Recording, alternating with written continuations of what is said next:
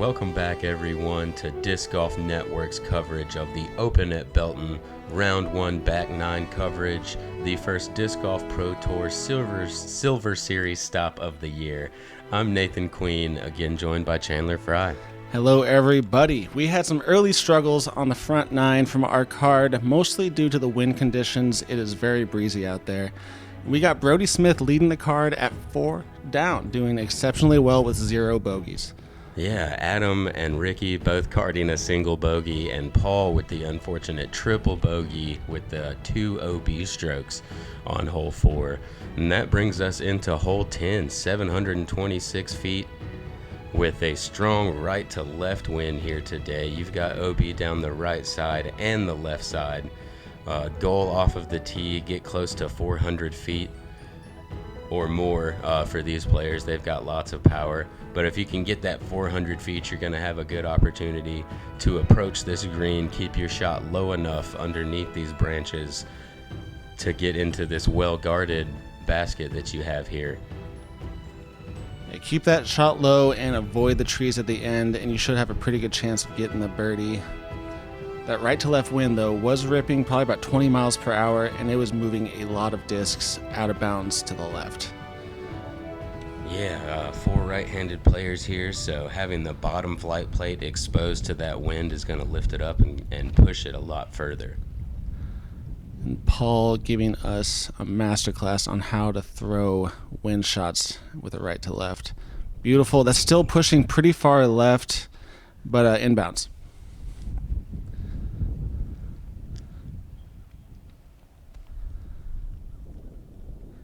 And Adam looking to follow Paul a little hyzer, a bit more turn on it, but that should be traveling back right into the middle of the fairway.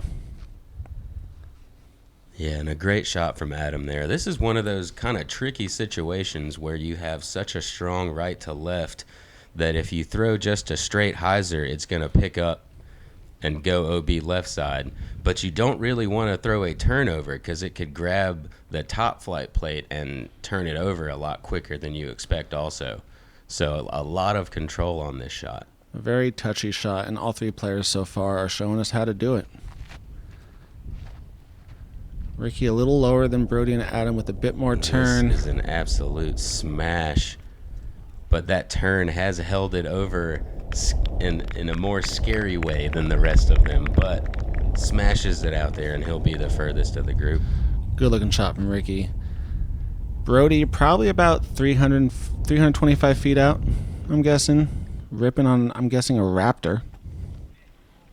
And gets a nice skip, but he'll be over to the left of the basket and also behind a tree with a headwind, most likely be pitching up for a par there. There is a small gap through that tree that if you're feeling good, you can try to hit. Adam putting it out a bit more right. Unfortunately connects with that branch. Still has a circle 2 putt, but he'll be looking at a low ceiling behind that tree. So Paul's still electing to go a right side here. I thought we might see a forehand out of him, but does it well. He'll be inside the circle for a birdie look. Finally, we get to Ricky's smash. Yeah, able to throw standstill here. Nice and wide. Sit. And using that tree as a backstop, he'll have pretty much a tap in. Brodie using those long legs to get to the right of the tree, electing not to go through the gap in the middle of the tree, trying to spin it in. Oh my gosh. And a nice little floaty shot there, using that headwind to keep it up. That's a good ultimate play right there. Almost able to connect. Beautiful putt from Adam. What a putt. It didn't even look like there was any wind when he let go of that disc. The way that his disc moved. That was a good wind read. Beautiful shot.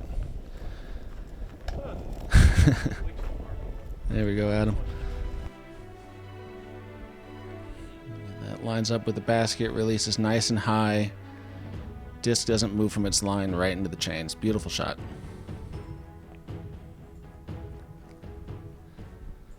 So Adam with the first birdie on the card, Paul with a chance to card another one. There we go. Able to do so, and this feature card here is blowing the rest of the field away, I'll say, on this hole.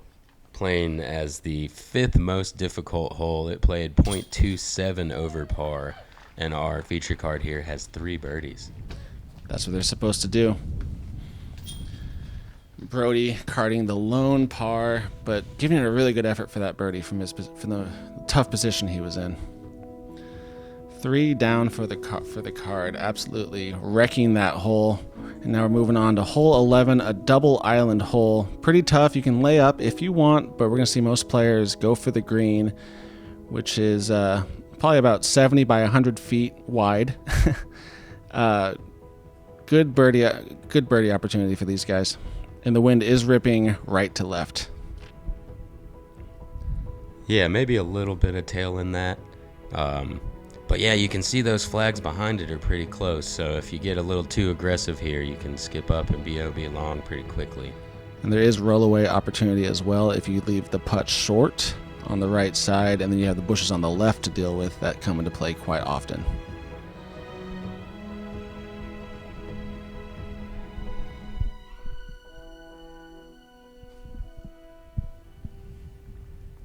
So Paul up first. We saw him use this disc for the upshot on hole 2 and had beautiful touch with it.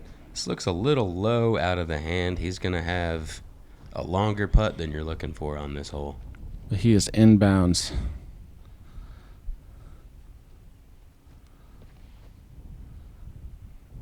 Adam correcting a little bit, putting it a bit higher. That should be a decent effort right there. Yeah, he'll be inside the circle and have a little bit of blockage of the wind on that putt too. There we go, just like he planned it. We're seeing a lot of little flex, slower mid-range shots to approach discs. Great looking shot from Ricky there. Maybe using a harp. It looked like he was. That was a lot of wrist action at the end. Lots of just touch in that shot. And that's got to sit down. If it gets on edge, it might skip a little bit too much. Gets through the bush, has about a circle's edge, headwind putt. Yeah, it looks like he did get past it, though, and should have a fairly clean look. Paul with a tailwind here, and it did not get the drop he needed. That's got to sit down. Standing up and rolling. Ouch. He does stay in bounds, but now he has a very difficult headwind par putt. And he is still up. Yeah, it didn't lift. Just like it didn't drop before, the wind is an illusion. Texas wind is confusing. So not quite as clean as I thought for Brodie here, but still a birdie look and able to connect on it. He goes underneath these branches. And he is hyped about that putt. I love it. Any putt in this wind feels great. Oh, no. That headwind dropping the disc. Yeah, it looked like he might have had a little nose down on that one, Yeah. anticipating that wind. Not something we're used to seeing from Adam. And Ricky just chucking the putter into the basket after seeing Adams miss, making sure he's hitting the chains. Good birdie. This short par 3 only averaging .13 under par, so this double island, if you mess up a shot bad enough, making you go to the drop zone has definitely added some difficulty to what seemed to be a fairly straightforward par 3. Yep. Definitely looking to get that hole, but a lot of people didn't. So we're looking at 1 down for that card on that hole. 2 birdies, a bogey, and a par. Pretty unusual to see a bogey on that hole without an OB attached to it. Yeah, and that brings us to hole 12, 369 feet. What used to be a fairly difficult par 3, they've now pushed back up to the right even more on this very severe sloping green, making it even tougher of a birdie to get. I feel like Circle's Edge is probably one of the better places you could be on this one. Yeah, and you can be 20, 15 feet away from this basket, and because of that tree right there, still have no putt. So you got to put your disc in the right spot with the right power, and it's tough. It's very tough. We're seeing a lot of forehand plays, a lot of backhand flex plays, and a few players electing to go with the roller up the hill, which from what I've seen is the best way to get to the basket. And Ricky putting it a bit right. He is not going to be happy with that spot. Brodie looking to go with a forehand as well.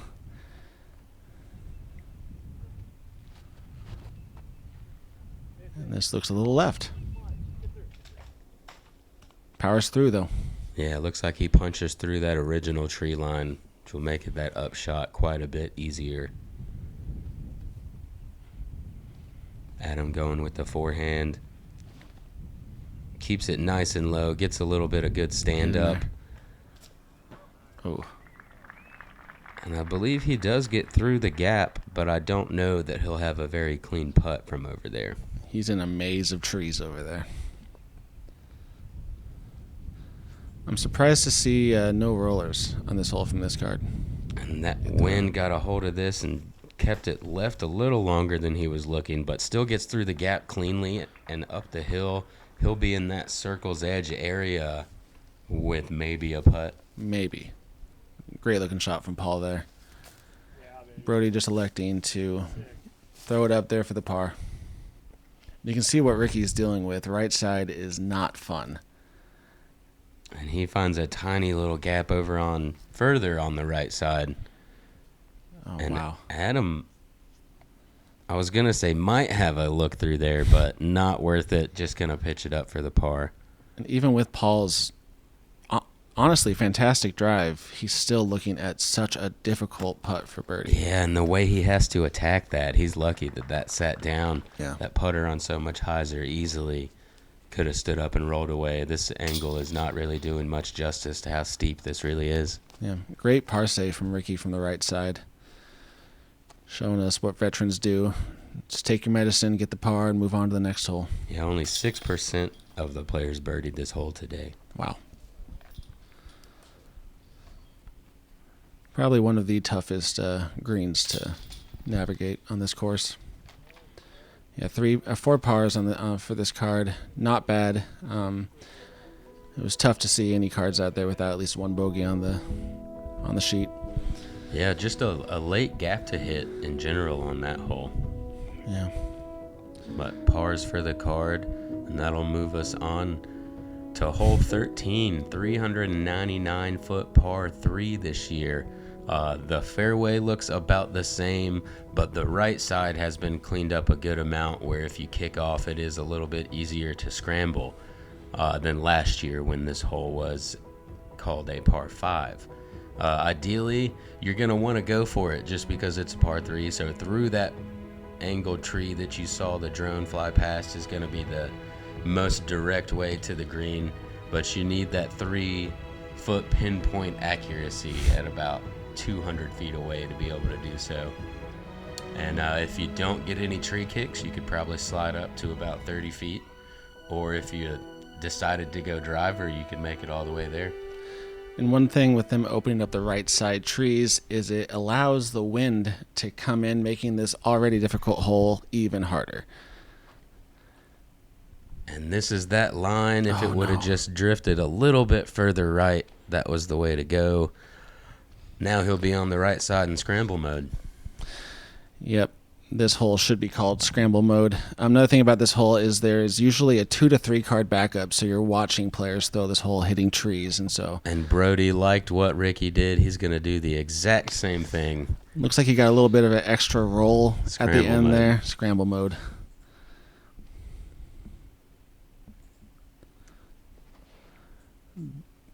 Get right. Oh my gosh. And that is a better kick than kicking down to the right, I believe. Still tricky from there, but a little bit less to navigate and easier to get back to the fairway. Paul's drifting right a little early, but Good, great yeah. kick back into the middle. He'll have the easiest opportunity to get a par here. And with Adam's shot, if he did miss that tree, he would potentially have a chance at birdie. That was a good-looking shot from Adam. Wow. A great shot from Ricky, actually getting too far. He's going to have just outside of the circle, looking back up at the basket for his par. Very unlikely to get that far from where he was at. One of the best scramblers in the game. Not sure what happened there, but he didn't look too happy with it. Paul throwing his zone, skittling up to the basket. Yeah, just a little bit too turned over there, I believe, or maybe a little bit higher. And yeah, Adam doesn't look to have too much in his way here. Able to pitch up there for the par pretty easily. And a year ago, that would have been an eagle. This year, it's par. Brodie with the long chance to save his par. Good effort. Oh, sit. And leaves it just a bit short. Catches some of that downslope and rolls to about circle's edge now. Very unfortunate. Now he has a 30-foot obstructed putt coming back. Good looking line from Ricky. A little low. Tough position to be in. You can see Brodie having to get on his knees. Puts it a little low. Yeah, going to end up with a double bogey here on this one. Paul to save his par / birdie. I believe par 4 would be the correct par for this hole. It did average at a 3.82 today, the most difficult hole on the course, as you would imagine. There was 1-2 on this hole, on this round. Gannon Burr. He put it about 15 feet away. It's pretty unbelievable. Yeah, incredible stuff from Gannon there. Brodie falling from 5 back to 3. So Adam now tied, keeping his back 9 clean, tied for the lead on the card. On to hole 14, pretty straightforward hole. Just got to get out of the gap. And we have a left to right wind, so probably we're going to see 4 sidearms pushed out straight and letting the wind take them to the basket. Yeah, I think another good play could be with this wind to have like a backhand mid-range, float it out to the right and just have that soft finish. The wind will let it just float down. But most likely forehands, like you said. If you're feeling crazy, there's the inside gap right there. But no one's going to take that. If this sits nice, wow. And I don't know how you train your disc to just jump backwards like that, but I would like to learn. I'm going to have to ask Adam about that. Hours and hours of work. This looks a little right. That wind is pushing pretty hard. This has to sit down.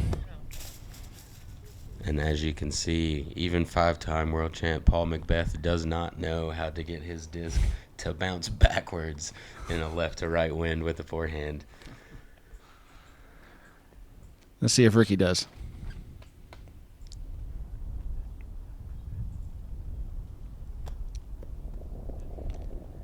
Nope, still not bouncing backwards, but a good shot. He'll be just inside the circle for a birdie look.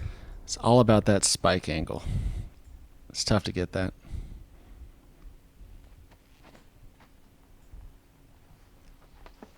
Another forehand here. This is kind of pushing these trees, and that's going to be a pretty difficult putt. They're just high enough to make it very awkward for any type of stance to get a real putting motion there. With Brodie's height, it might be easier to get over those bushes. Still going to be difficult, though. Great run from Paul, giving it the float just a little bit right.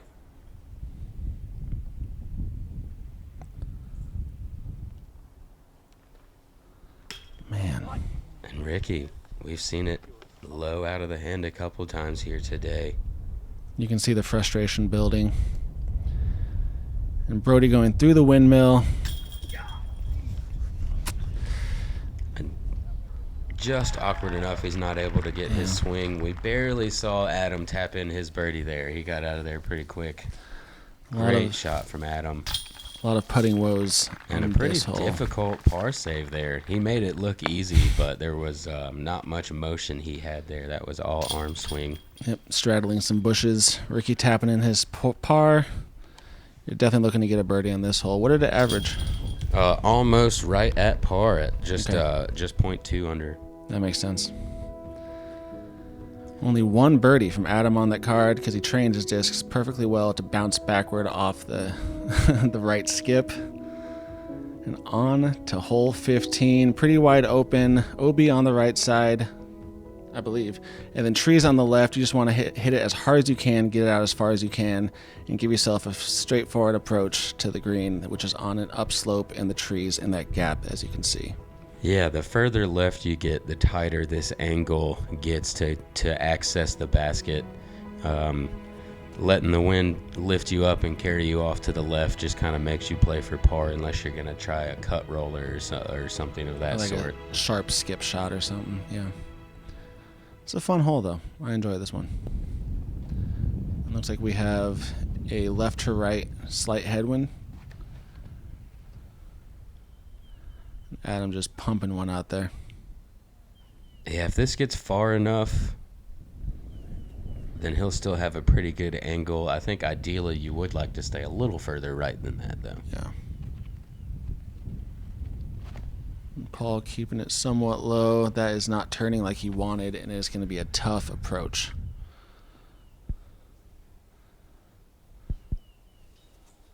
Yeah, that's that cut.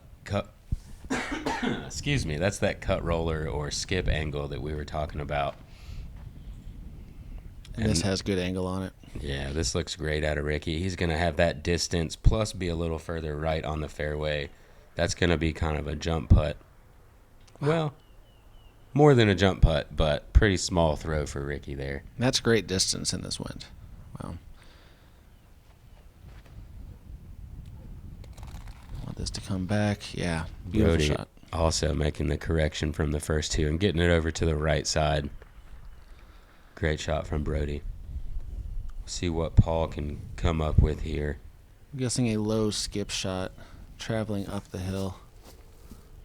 Yeah, and this steep angle, if it jumps up there, can definitely bring in some rollaways, but he catches some stuff over on the right side and stays up the hill. We'll see what type of putt he has, though.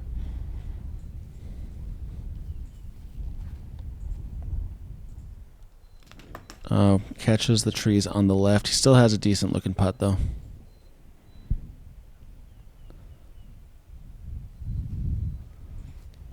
Oh, this looks a little right. Oof. And that sign on the tree is not a Mando. It is simply just a sign. So Adam did not miss anything. And this is more what you're looking for out of Ricky here. Able to get up there and have pretty much a tap-in birdie. Yeah, no worries there.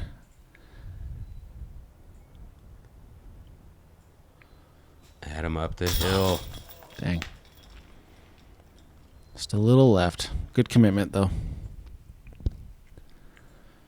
Brodie with about a 25-footer. Keeps it high, right in the chains. Beautiful shot from Brodie.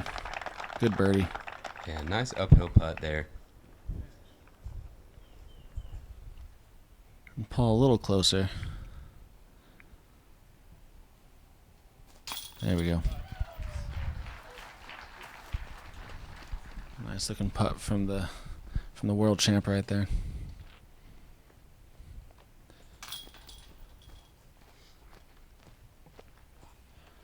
And Ricky with a no worries birdie on this hole. Yeah, averaging at .22 under par. The card playing it pretty well. 3 birdies and a par. You see Adam keeping it clean here on the back, able to take the lead. That brings us into the lead for the card, excuse me. Brings us into hole 16, 235-foot par 3. Pretty tight gap the entire way. You've got a tree on the left side immediately off the tee that keeps you throwing a straight shot down the fairway. Don't get it too low. This hill can cause a lot of issues if you run into it. You can bounce right and roll away. Catch any of these trees, but on that hillside also will be apt to drop and roll away. Yeah, the play here is to hit the very top of the hill and have it skip towards the basket with the mid-range. Just about like this. That was perfect. Nice shot from Paul there. See that straight flight the entire way with just hyzer with a little bit of stand-up right till it gets to the hill. Ricky going with more of a flex line. Misses off to the left side, and he got all the way through, but it's going to have kind of a scary putt back. It drops off very quickly now. A bit unfortunate that he didn't hit anything to keep him closer to the basket. But knowing Ricky, he'll probably give it a good run. Bit of early release here from Brodie. May have been the way he positioned his run up there. I don't remember him starting like that on previous holes. Yeah, the tree right in front of the basket on the left does get in your head, and it might make a few mistakes for a few players if they don't think about it too much. Adam following Paul's line there, but catches that last late tree. He'll still be pretty close for a birdie look. Oh, you didn't give enough height. Not enough from Brodie. He'll be getting the par. Ricky, good distance away from the basket. Wow. Yeah, and a great putt. You see he didn't really get to move his body there. He straddled out and used basically all of his arm to get that putt here. Let's watch it again. And honestly, that's a death putt. If he misses that putt, he is flying down that hill. Yeah, that will most likely be bogey if that doesn't.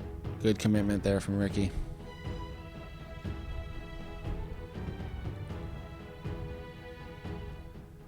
There we go. Got Adam from about 20 feet. Not a problem. That'll move him to 5 down for the round now. Yeah, he's looking good.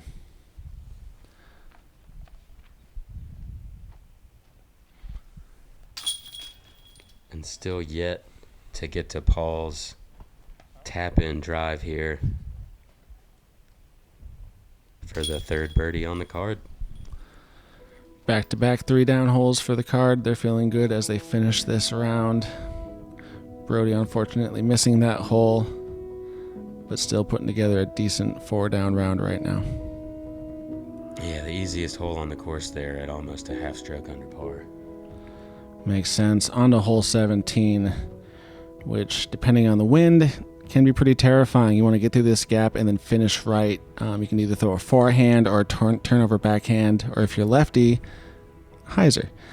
And you're approaching to a pretty tough green that's well elevated and guarded by what seems to be a million trees and bushes.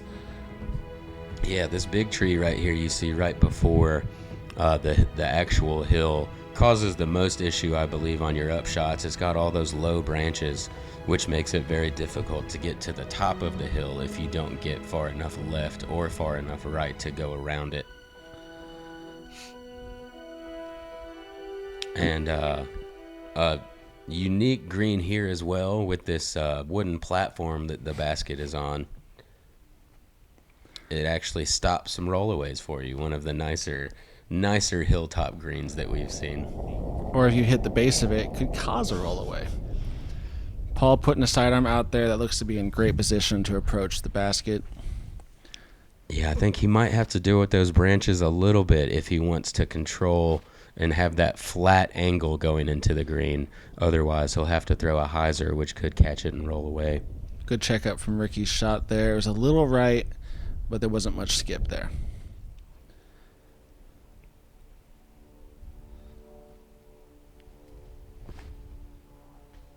Nice throw from Adam. Good power, good height. Yeah, it's got a lot of lift and push off to the right. That's an incredible shot. Lots of distance. Yeah, this is definitely an eagleable hole, but it has to be the right wind, and likely you're going to see a backhand getting it. Oh, that's left. It hits a tree and finishes right. Yeah, I was going to say a moment ago, the camera makes this gap look kind of large, and the players were hitting it well, but it is a pretty tight gap to hit off of the tee here. It is. Brodie looking to throw a sidearm out there. Oh, that's got to sit. He's got that turned over, and it's going to find the OB over on the 18th fairway. Ouch. Yeah, he's going to be throwing 4 now. And still a very difficult approach. It's tough to get up. And that's got to sit. He'll have a putt, very tricky putt. Yeah, probably best case scenario for that release. And Ricky ripping on his harp right here, putting himself in a very difficult position to get the birdie. I actually saw Luke Humphreys throw in a forehand putt from there. It was quite impressive, 1 of 3 in his round. And Paul playing for the steps over there, it looks like, to get the tailwind putt and just catches some of that the small little bushes and things over there on the left side. And you can see what distance gets you. Adams, he just had a jump putt up to the basket. Oh, sit. Okay. Ricky just a bit low. That's a very scary putt. Yeah, more often than not, I feel like with that miss, you'll see a roll away.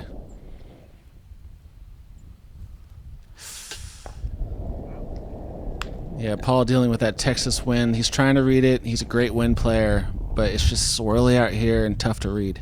Yeah, he gave himself that tailwind putt, and it lifted out of his hand and caught the band. Pretty strange. Nice putt from Brodie to save bogey there.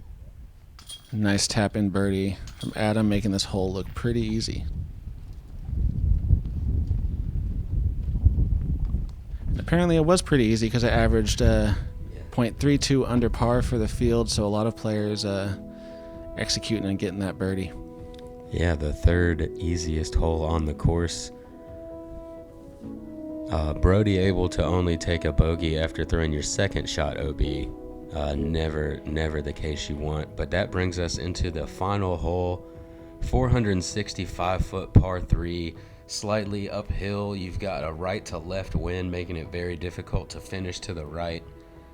If you do have a 465-foot forehand in the first place, right hand backhand to the left side's very difficult to navigate to the pin. There is an extreme spike hyzer off to the right side out over the OB, but unless you have 550, 600 feet of power, you're not really going to reach the pin that way. That's more of a par play. Majority of players, I'm guessing, are just playing for par in this hole. They're just looking to get off the course with the par, with the score that they have, and move on to the next day. Adam putting his force out there. Yeah, Adam, one of the more known power forehands, and he didn't even try to reach that here. You see him just laying up. Yep. Oh, here we go. Get to see that high right side. And Paul does have 600 feet of power. He does. And with that right to left wind, it's going to push the disc back. Let's see if he can get out there. That's great. Yeah, that's a great shot. He gets around the trees. He's going to have a 90-foot look for birdie if he wants it, or he may just be playing for that par. Yep. And Ricky, who has that forehand power, is going to look to push something well out there. And he gets a nice stand up. This is drifting well. Get a skip. Gets across that cart path, which is a good zone to know that you've gotten a good drive off.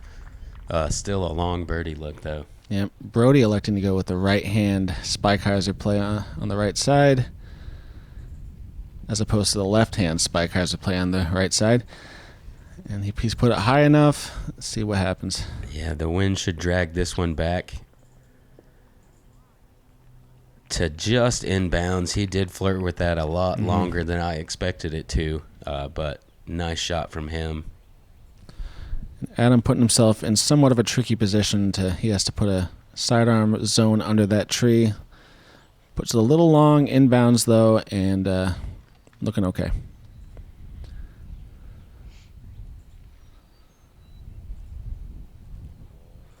So Ricky trying to give it a nice float up there.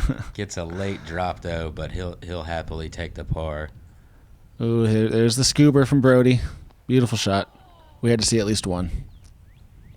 And a nice layup there. Paul, see if he can give this a run.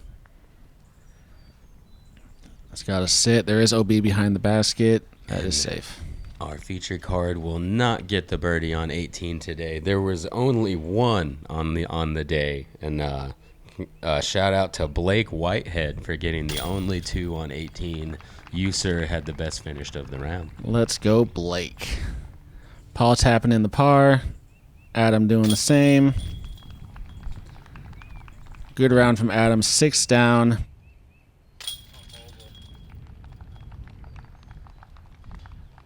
And we had this hole was the third most difficult at .46, almost a full half stroke